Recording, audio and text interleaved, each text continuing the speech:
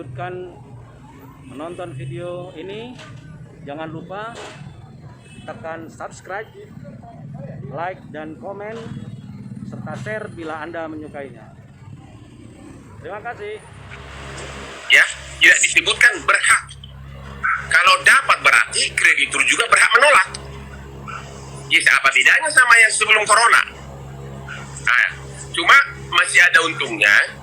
Jadi dengan atas dasar peraturan ini yang diawasi oleh OJK, sekarang ini sudah untuk kredit 10 miliar ke bawah sudah hampir 350 triliun yang berhasil direstrukturisasi, dikasih keringanan oleh perbankan. Sedangkan untuk di 10 miliar ke bawah ke atas sudah hampir 450 triliun. Ini data ini saya langsung dapat dari ketua pimpinan nomor 1 di OJK, karena kemarin topik ini juga dibahas di Hot Room Metro TV di mana saya sebagai host.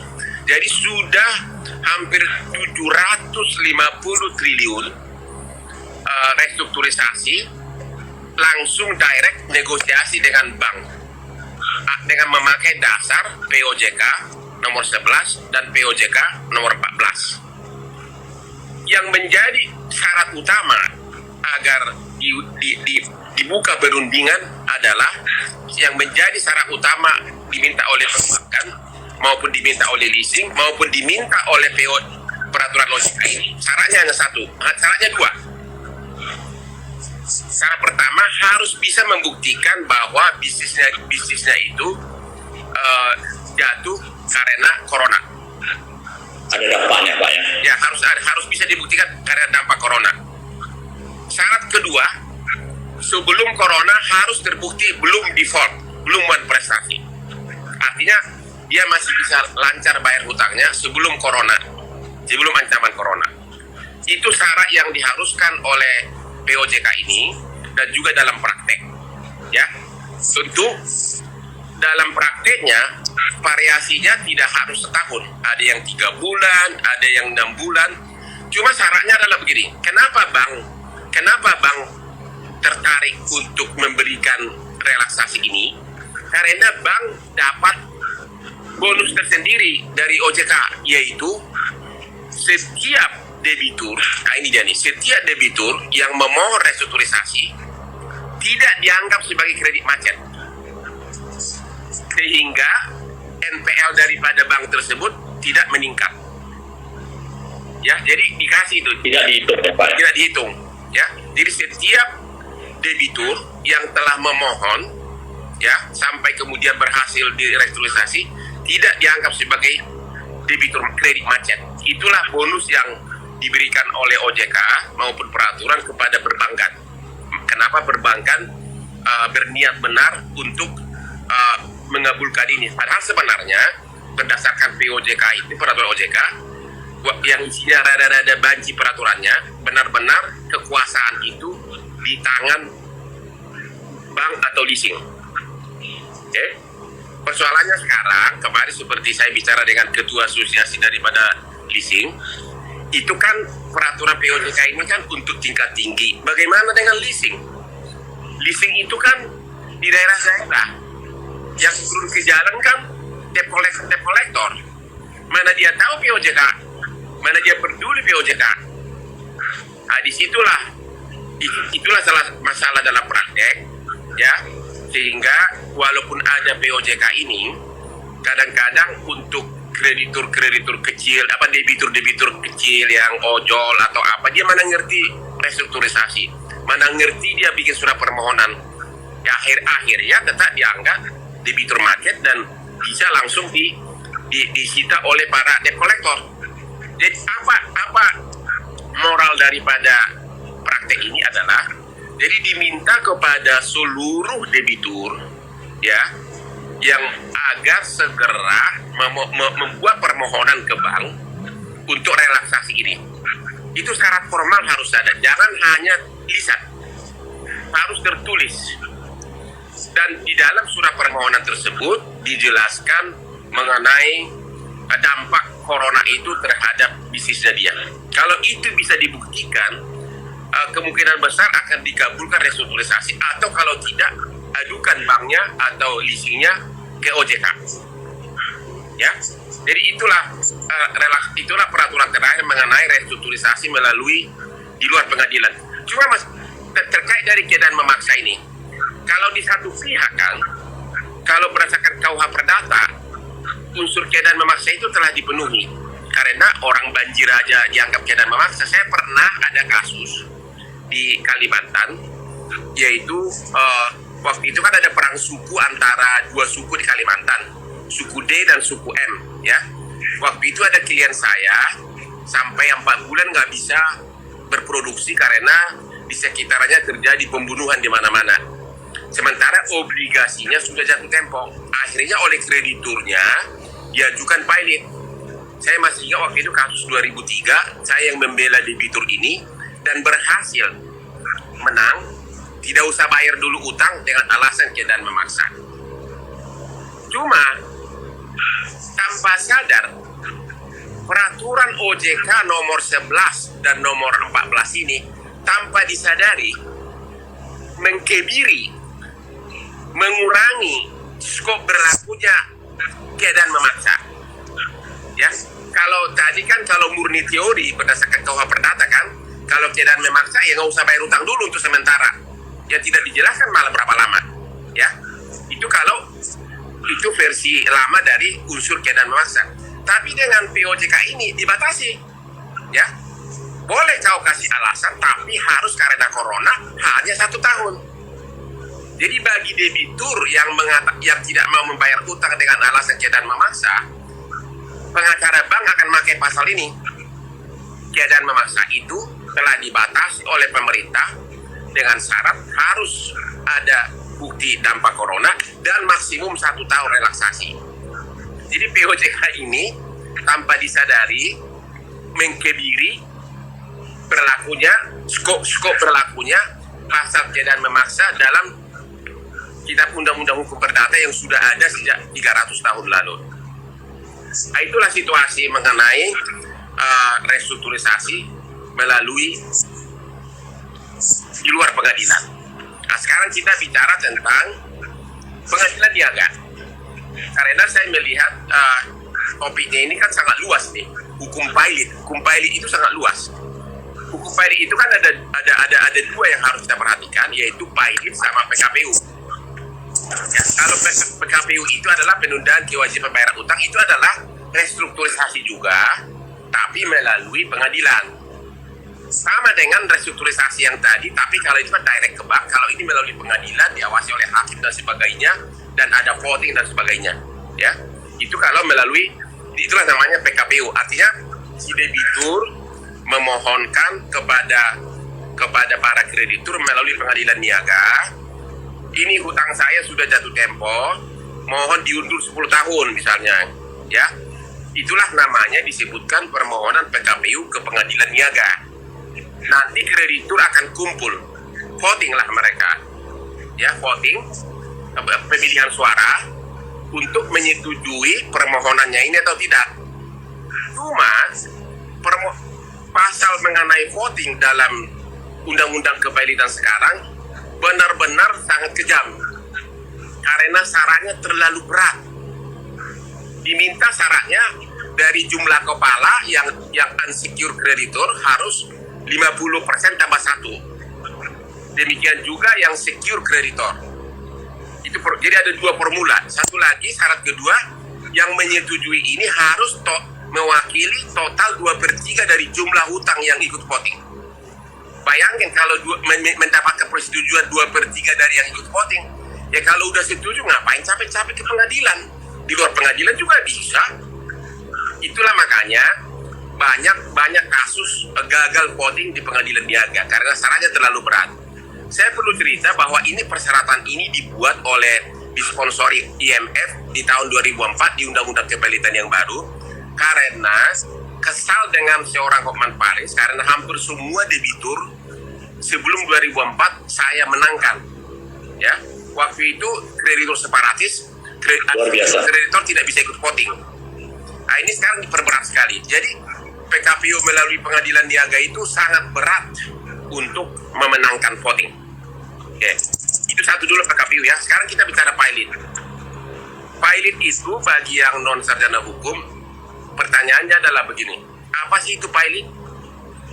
Ya, kalau misalnya seorang laki-laki tanggal 1 Agustus pilot, tanggal 2 Agustus masih boleh nggak tanda tangani akte perkawinan?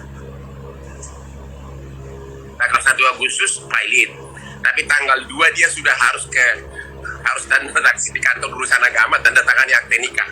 Masih boleh nggak? Itulah yang mau saya jelaskan.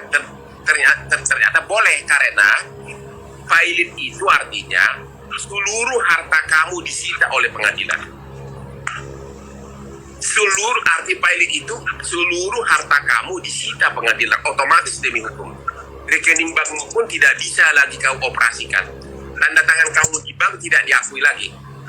Seluruh harta kamu, tapi tidak membatasi hak-hak di luar harta. Hak untuk nikah, hak untuk pacaran, hak untuk tanda tangani akte nikah dan sebagainya. Disitulah bedanya. Jadi kepailitan itu hanya terhadap harta. Ada pertanyaan lagi. Kenapa bisa dipailitkan? Hartanya 1 triliun. Tapi kok hutangnya cuma 100.000, cuma 100 juta. Kok bisa pailit? Memang undang-undang kita yang sekarang tidak melihat kepada jumlah hutang. 1 sen pun bisa mempailitkan asalkan ada 2 kreditur. Ya, ada 2 kreditur. Jumlah hutang tidak masalah. Ya, yang penting dari 2 jumlah hutang ini, ya, 1 sudah jatuh tempo dan belum dibayar. Ya, jadi 2 kreditur, minimum 1 sudah default, sudah jatuh tempo dan tidak dibayar. Ada satu lagi syaratnya, ini dia yang nanti keadaannya relevan dengan keadaan memaksa. Hutang tersebut dapat ditagih. Ini orang pengacara suka lupa itu arti pasal itu. Jadi syarat kepailitan itu ada syarat keempat, hutang tersebut dapat ditagih. Kok pertanyaannya? Dapat ditagih. Ya, dapat ditagih. Ya pertanyaannya, ya semua hutang ya bisa dapat ditagih kan? Iya benar Pak.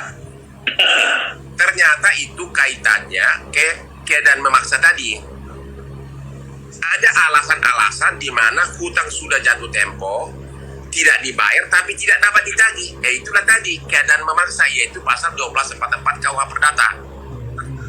Itulah. Jadi waktu dulu kasus di Kalimantan saya pakai pasal unsur dapat ditagih itu tidak dipenuhi.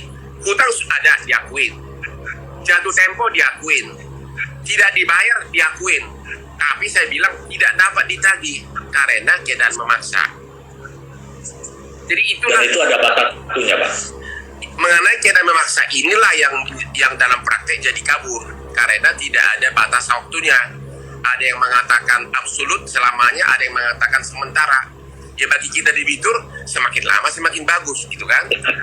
Jadi waktu itu hanya disebutkan bahwa permohonan pilot ditolak karena keadaan memaksa, yaitu malah mengambang kan, debitur itu senang. Nah cuma dengan peraturan POJK ini, saya kebetulan sudah 7 bank yang besar minta opini saya atas POJK dan keadaan memaksa ini. Mereka juga prihatin. Ya tapi makanya saya perhatikan bahwa bank kemungkinan akan memakai alasan keadaan memaksa memang ada, tapi oleh pemerintah sudah dibatasi. Keadaan memaksa yang dulu zaman Belanda jadi KUH Perdata sudah dibatasi hanya untuk 1 tahun dan harus ada karena dampak corona. Ya. Jadi ada maksimalnya 1 tahun ya Pak ya? Itu penafsiran loh ya, penafsiran. Kalau kita kalau kita dalam berdebat hukum kan, pasti kan orang akan nanya apa bukti keadaan memaksa. Pasti orang akan bilang ada kepres, yaitu corona. Itu kepres, ada kepres yang menyatakan bahwa kepres nomor 12 tahun 2020 menyatakan bahwa bencana corona adalah bencana nasional, sudah diakui. Ditambah lagi kata kegentingan nasional di undang-undang di Perpu. Oke? Itu sudah sangat mendukung unsur keadaan memaksa. Cuma POJK mengatakan boleh kau membuktikan bahwa terjadi di luar kekuasaan manusia, tapi kamu hanya dapat 1 tahun gitu loh. itulah yang bisa dipakai oleh bank. Jadi bagi para pengusaha yang mau memakai unsur cadang memaksa, hati-hati, pengacara bank akan memakai peraturan OJK nomor 11 dan nomor 14, dan sudah 7 bank minta pendapat hukum saya, mungkin itu akan dipakai. Nah, itulah pengacara, kadang kita mewakili debitur, kadang kita mewakili kreditur, tergantung siapa yang dibayar kan. Kedua-duanya harus diwakili ya. Ya, oke. Luar biasa. Sekarang ini, jadi tadi pilot PKPU tadi adalah restrukturisasi melalui pengadilan, relaksasi melalui pengadilan. Kalau kalah voting, pilot, ya. Kalau kalah voting, pilot. Nah, ini perlu juga pada para pengusaha. Kalau Anda itu sebagai misalnya seorang suami sebagai debitur atau pernah mengeluarkan PG, personal garansi, menjamin utang, hati-hati. Kalau Anda pilot, maka istri Anda juga ikut pilot kalau tidak ada perjanjian pisah harta. Jadi bagi istri-istri yang melihat suaminya sudah gelagaknya bakal goncang ekonominya, cepat-cepat menghadap notaris agar penandatangani perjanjian pisah harta, agar harta-harta pribadi atas nama istri selamat. Karena Dan itu diizinkan oleh bank ya Pak? Kenapa? Itu diizinkan oleh perbankan. Ya tentu bank tidak akan mengizinkan, makanya buat diam-diam. Karena menurut putusan Mahkamah Konstitusi boleh membuat perjanjian pisah harta sesudah nikah. Kalau dulu nggak boleh, perjanjian pisah harta itu harus dibikin maksimum pada saat perkawinan. Sekarang sudah boleh. Jadi banyak orang sekarang membuat perjanjian pisah harta hanya karena khawatir pasangannya bakal pilot. Karena begitu suami atau istri pilot, maka pasangannya juga akan otomatis pilot, bahkan namanya tercantum dalam permohonan pilot. Kalau kita mempilotkan seorang perorangan debitur, istrinya juga kita masukin, otomatis dinyatakan pilot si suami dan si istri, begitu ya. Jadi kepada para pengusaha ya yang selama ini menyimpan uangnya atas nama istri, cepat-cepat tanda tangani perjanjian pisah harta ya, agar istri Anda tidak sengsara, nanti takut para buaya darat jadi pada senang kalau istri Anda pada kabur ya. Menarik ini Pak Orman, luar biasa. Topik lain yang sekarang lagi booming adalah perusahaan properti, baik apartemen maupun perumahan mengajukan permohonan pilot dan PKPU. Sekarang lagi topnya sekarang di pengadilan niaga. Yang paling banyak mengajukan permohonan pilot maupun permohonan PKPU restrukturisasi pengadilan adalah perusahaan properti. Perusahaan properti. Oke. Ini banyak hal yang tidak pasti di sini. Ya. Yang paling masalah adalah begini. Sudah dijual unit apartemen, sudah dijual seluruhnya, bahkan sudah lunas. Demikian juga unit perumahan. Tapi pada saat diajukan pilot, si developernya, AJB belum ditandatangani, belum balik nama. Sehingga menjadi pertanyaan, unit yang sudah lunas itu masuk harta pilot nggak untuk dilelang bersama-sama dengan seluruh kreditur? Ya. Ini bisa banyak yang Bahkan ada terjadi yang nih Pak. sudah AJB tapi belum balik nama. Ya. Yang ada juga yang belum balik nama. Karena gimana? Kalau itu dianggap menjadi harta pilot, maka pembeli itu jadi tidak berhak atas unit tersebut, padahal dia sudah bayar lunas. Itu nanti akan digabungkan dengan harta pilot keseluruhan untuk dibagi pro rata. Itu yang sekarang Pak, kasihan kita melihat kalau perusahaan properti mengajukan pilot PKPU di pengadilan niaga, Anda akan melihat ratusan. Kalau Anda ke Jalan Bungur, kalau Anda melihat banyak benar orang, itu kalau nggak investasi bodong, itu pasti properti. Ya. Karena yang datang itu adalah ratusan para pembeli yang sudah cicil atau yang sudah lunas. Ya. Ada lagi masalah lain adalah sudah dijual ini per unit kepada para pembeli oleh developer, ya. Tapi sertifikat induknya diagunkan ke bank, ya. Jadi tanahnya sudah dijual, tapi belum balik nama, ya. Bahkan ada yang belum AJB, ada yang sudah dibayar lunas, bahkan sudah ditempati lama oleh si pembeli. Tahu-taunya sertifikat induk itu diagunkan ke bank. Dan tiba-tiba developernya mengajukan permohonan pilot. Ya tentu bank akan berusaha mengatakan ini agunan saya.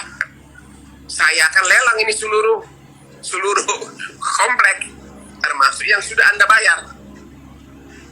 Nah, ini yang sekarang lagi ada 2 kasus seperti ini di pengadilan niaga sekarang ini. Nanti kita lihat apakah ada unsur pidananya nggak nih?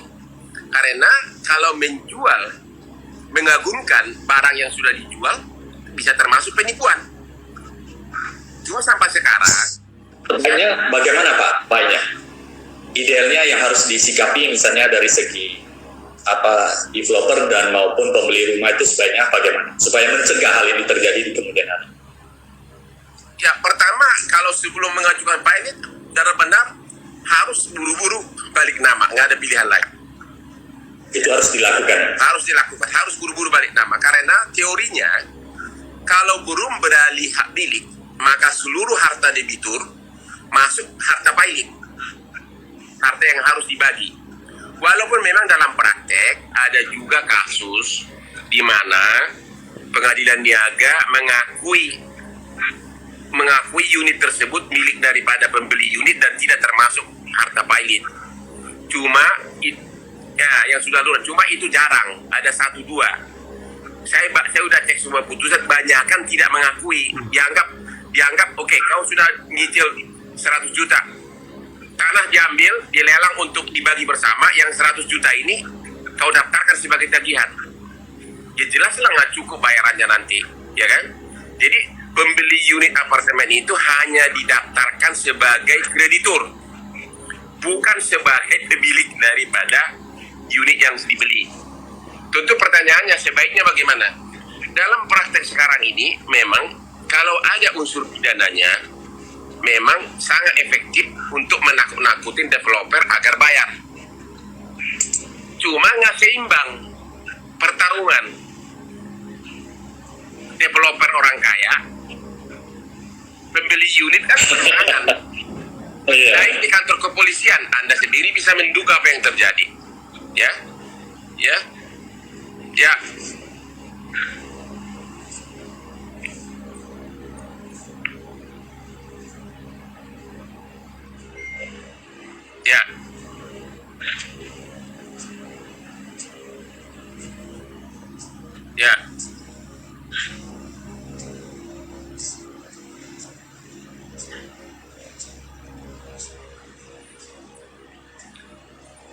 Oke. Waktu kasus investasi bodong, saya rugi banyak, miliaran honor saya rugi. Tentu kalian akan bingung, kenapa? Karena hampir semua pengusaha konglomerat investasi bodong itu datang ke saya, minta jadi pengacaranya. Akan tetapi sebelumnya saya sudah memberikan nasihat hukum kepada rakyat-rakyat yang korban itu di Kopi Joni. Jadi di Kopi Joni itu kan rakyat pada datang, ya. Hampir semuanya datang investasi bodong. Bahkan ada waktu itu sekumpulan ibu-ibu Korea, ya, yang terkait asuransi jiwa, ya. Ada sampai hampir 30 ibu-ibu istri pengusaha Korea datang ke Kopi Joni mengadu, ya. Jadi saya sudah di satu pihak saya sudah memberikan konsultasi gratis kepada para korban di Kopi Joni, yaitu LBH Jalanan. Akhirnya mau tidak mau saya tidak bisa lagi mewakili krediturnya, konglomeratnya. Padahal kalau saya pegang konglomeratnya, itu udah pasti minimum honor 5 miliar. Orang itu pokok investasinya aja puluhan triliun. Jadi saya sudah banyak kejadian di mana saya kehilangan, tapi apa boleh buat, karena itu adalah life is a choice. Saya sudah berkorban begitu, saya harus konsekuen. Nanti saya dibilang rakus kan, dan juga bisa dipecat saya sebagai pengacara melanggar kode etik kiri kanan, oke kan? Oke, investasi bodong. Banyak pertanyaan ke saya waktu itu. Kami ikut nggak Pak PKPU? Gimana nih? Nah, itu keluh aja selalu. Terutama banyak ibu-ibu, ada yang dari PIK itu ada 200 M, nggak tanggung Pak, 200 miliar hanya satu keluarga. Luar biasa. 200 miliar. Bagaimana Pak? Kita PKPU. Saya bilang begini, Pak, PKPU itu apa sih? PKPU itu tidak ada bedanya dua orang ketemu di warung, bikin tanda tangani perjanjian perdamaian. Ya, saya mau tanya, kalau perjanjian perdamaian di warung, kalau nggak dipenuhi, kamu bisa dapat apa? Ya nggak dapat apa-apa kalau nggak ada hartanya. Nggak ada bedanya dengan perjanjian perdamaian di pengadilan niaga, karena di pengadilan niaga itu bedanya dicap sama pengadilan, hanya dicapnya doang, pakai kop surat pengadilan. Nggak beda dengan perjanjian perdamaian ditandatangani di warung. Jadi PKPU itu tidak ada artinya kalau tidak ada harta yang dijaminkan kepada perjanjian perdamaian tersebut. Makanya saya baru-baru ini ada katanya, saya nggak usah sebut nama, saya nggak mau disebut nama, ada katanya koperasi, ya, koperasinya izinnya sudah dicabut, yang mengajukan PKPU dia, ya terus apa yang mau didapat lagi? Orang izinnya aja sudah dicabut, usahanya tidak ada, walaupun dia janji membayar, ya nggak akan ada efektivitasnya, karena secara perdata berapa triliun pun kau janjikan dalam perjanjian, kalau kamu tidak bisa bayar, kau tidak bisa dipidana. Ya, the only way adalah mencari harta. Jadi PKPU melalui pengadilan niaga itu tidak ada artinya kalau tidak ada harta yang dijaminkan. Oke, pertanyaan berikutnya, kalau gitu gimana dong? Saya kasih contoh PKPU yang tidak ada artinya, kasus first travel. Itu first travel itu PKPU juga, bahkan dia menang voting dia. Cuma polisi sudah keburu duluan menyita seluruh hartanya, sehingga PKPU ini jadi banci, nggak ada gunanya lagi karena nggak ada harta. Nah, itu dia tuh. Waktu itu karena kepentingan umum, karena rakyat kecil banyak korban, jadi mendapat perhatian besar dari Mabes Polri waktu itu, Pak. Itu Mabes Polri benar-benar membantu rakyat kecil gitu loh, ya.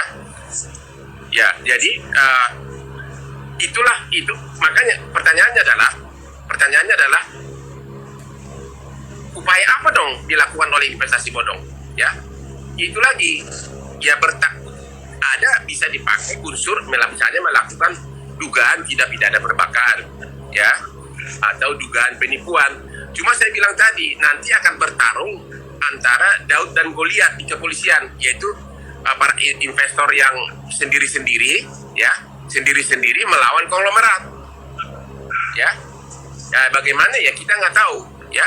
Dalam beberapa kasus sih Mabes Polri bertindak baik, tapi dalam kasus Jiwasraya benar-benar polisi benar-benar hebat, ya. Bahkan sekarang ini Kejaksaan Agung dalam kasus Jiwasraya telah menyita jauh lebih besar dari kerugian negara dalam kasus Jiwasraya, ya. Kalau dalam kasus first travel tadi yang di Mabes itu kasus first travel, di situ Mabes Polri bertindak bagus, hebat di situ Mabes Polri, seluruh harta disita. Cuma putusannya oleh hakim disebutkan harta yang disita itu disita untuk negara. Akhirnya giginya para itunya para korban ini, ya. Jadi kembali lagi, apakah sekarang dalam Jiwasraya, kebetulan saya dalam Jiwasraya saya membela 3 manajer investasi yang sekarang sudah ditetapkan sebagai tersangka korporasi. Ya, saya mewakili 3 dan mungkin dalam waktu dekat itu akan sidang. Cuma dalam kasus Jiwasraya juga karena itu menyangkut kepentingan orang banyak, Kejaksaan Agung bergerak cepat, telah menyita harta kayaknya jauh lebih besar dari kerugian negara. Nah, itu ya. Ya.